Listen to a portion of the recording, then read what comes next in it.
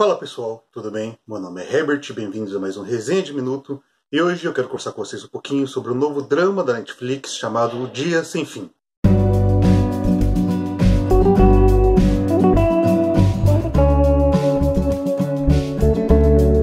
Dia Sem Fim é um novo filme da Netflix e ele que é dirigido e roteirizado pelo Joe Robert Cole, que também foi co-roteirista no filme Pantera Negra. E aqui ele vai nos contar a história de um jovem chamado J.Cor. O J.Cor aqui ele é interpretado pelo Ashton Sanders. Para mim é um dos melhores atores dessa nova geração. Ele tem apenas 24 anos. Foi ele, inclusive, que fez o Chiron adolescente no Moonlight. Ele é um cara fenomenal e eu vou comentar da atuação dele aqui também. Porém, primeiro falando da história. O filme, logo nos seus primeiros minutos, já mostra que veio no sentido do que ele vai nos contar. Uma vez que ele já começa com o J.Cor tendo que invadir uma casa e executando uma pessoa. Você não entende o que está acontecendo no início, você vê que ele é julgado, que ele tem um julgamento e ele pega prisão perpétua por causa do assassinato cru que ele cometeu. E a partir do momento que ele está dentro da prisão, a gente começa a conhecer a história dele, contada a partir de flashbacks e também de uma narração feita por ele em off. Sendo que no filme a gente vai acompanhar basicamente 3 linhas temporais. A do presente, que a gente vai ver o J.Cor dentro da prisão, eu vou chamar ele de Ja, porque eu normalmente é assim que chamo ele no filme, então eu acho mais fácil. A gente vai ver ele pequenininho lá na sua infância, quando ele devia ter em torno de uns 8 ou 9 anos. E também vai ver ele alguns meses antes dele cometer o assassinato. Bom, dito isso, o filme se concentra na história do Ja, porém, ele vai além disso e nos conta toda a história de um ciclo vicioso que acontece no gueto americano, e não só no gueto americano, uma vez que esse tipo de coisa pode ser transportada para qualquer outro lugar do mundo que existe uma grande desigualdade social, seja nas favelas do Brasil, seja em qualquer outro lugar do mundo.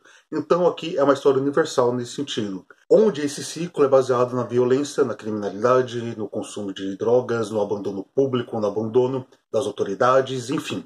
Quando ele é criança, o foco principal é na relação paterna, uma vez que ele não teve basicamente um pai presente. O pai dele estava lá, mas ao mesmo tempo a criação do pai era algo totalmente brutal, algo que era totalmente sem amor.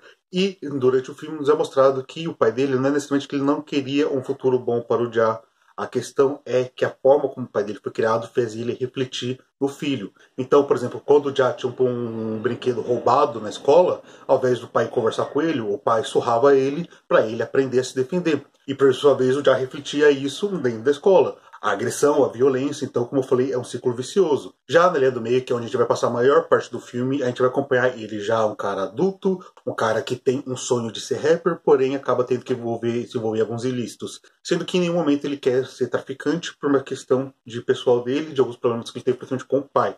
Porém, isso não afasta ele de outros crimes, como, por exemplo, roubo, furtos, de se envolver com traficantes. Ele é amigo dos traficantes, apesar de não traficar, ele está envolvido nesse mundo. E aqui existe uma grande discussão sobre as oportunidades que essas pessoas têm, como o sistema, como toda a sociedade impõe para elas uma vida que, como se não tivesse alternativas, elas têm que viver aquele ciclo vicioso de violência, de matança. Então, nesse meio tempo, a gente vai acompanhar toda a trajetória dele, de como ele acaba tendo que se virar, porque ele se vê numa situação onde ele vai ser pai, ele não tem emprego, ele não consegue emprego, porque muitas vezes, por causa de antecedentes criminais, esse tipo de coisa, ninguém consegue dar um emprego formal para ele, e mesmo quando ele consegue um emprego formal, ele sofre lá dentro algumas coisas. Então, é aquela questão de que a gente está vendo ali um cara que ele sim se envolve em coisa errada, mas ao mesmo tempo também a sociedade não vai ajudar ele, seja a sociedade como um todo, seja o poder público, que principalmente deveria ter a obrigação de fazer isso. Aqui, pelo contrário, na verdade, o poder público e a sociedade fazem questão de jogar ele mais pro fundo do poço. E não só ele, mas sim toda a sociedade ali marginalizada. Por fim, dentro da prisão, a gente vai acompanhar as reflexões dele sobre paternidade, porque, como eu disse, ele estava ali à beira de ser pai e ele não queria ser um pai igual ao pai dele, então a gente enfrenta alguns dilemas sobre isso. A gente também tem as questões de sobrevivência e as questões de discussão sobre realidade dentro da prisão, sobre reabilitação social, uma vez que isso não acontece não só nas prisões americanas, como no Brasil, como em muitos lugares do mundo, elas sendo lá simplesmente por um sistema de punição, não de ressocialização, sendo que essas duas facetas, a punição e a ressocialização, deveriam andar juntas no sentido de um sistema carcerário. Enfim, mas eu vou me aprofundar nesses sentidos mais reflexivos sobre os temas do filme e também sobre seus aspectos técnicos, já agora, digamos assim, no segundo bloco.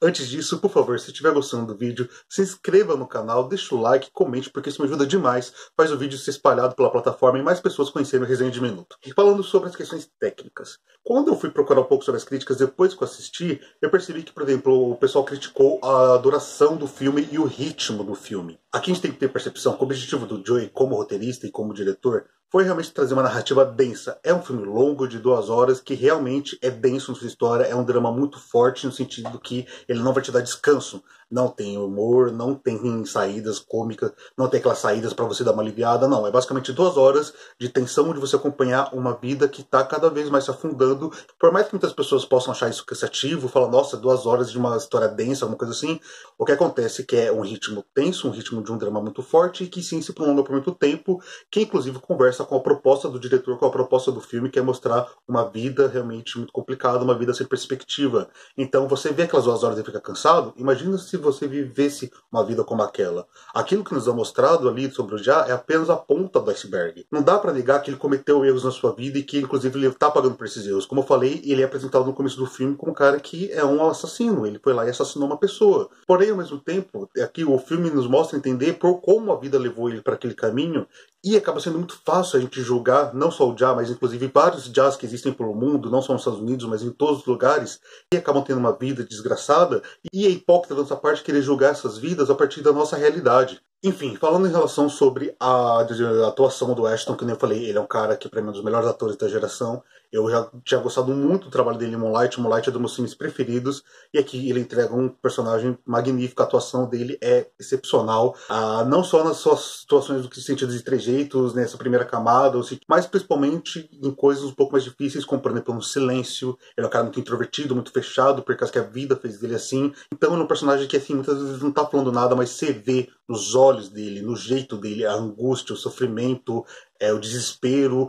Então a atuação do Ashton é maravilhosa. Ele é um cara que tem um futuro gigantesco pela frente. Eu espero ver cada vez mais filmes brilhantes dele. E para fechar todo esse meu raciocínio, o que eu tenho a dizer é exatamente isso. Sim, é um filme denso, é um filme longo, é um filme comprido e não é um filme isento de erros. Ele é um filme que tem uma proposta e um drama muito forte. Por mais que as pessoas podem colocar situações como ele tem apenas 2 aspectos principais, como é a questão da criminalidade, desse ciclo vicioso, da reflexão sobre isso e sobre paternidade, uma vez que o Já teve um pai muito complicado e ele tenta não refletir isso no próprio filho, porém é algo extremamente complicado, já que ele está dentro da prisão, como que ele vai ser um pai presente dentro da prisão, inclusive como ele vai ser um exemplo para o filho dele, sendo que ele fez o que ele fez, cometeu um assassinato, esse tipo de coisa. Então esses 2 pontos principais são muito bem trabalhados. São densos, são cansativos não pela forma arrastada, mas sim pela quantidade de informação e de sofrimento que a gente vê ali na tela. Dia Sem Fim é um filme muito bom que está disponível na Netflix, e se eu fosse vocês eu assistiria para poder ter suas próprias perspectivas, sua própria opinião sobre essa obra.